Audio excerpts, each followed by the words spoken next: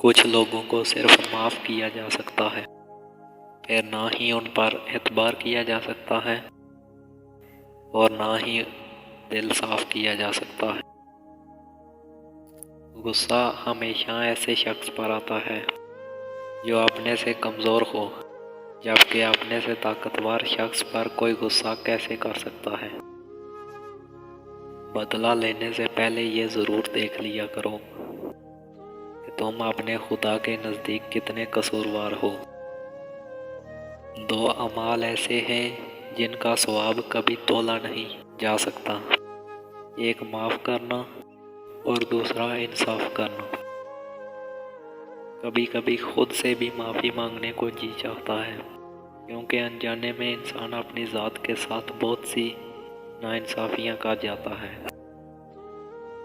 اس سے ضرور معافی مانگو جسے تم چاہتے ہو، اسے مت چھوڑو جو تمہیں چاہتا ہے، اس سے کچھ نہ چھپاؤ جو تم پہ اعتبار کرتا ہے۔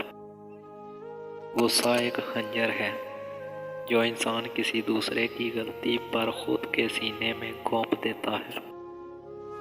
رات کو سونے سے پہلے سب کو معاف کر دیا کرو، پتہ نہیں کون کب تک زندہ ہے۔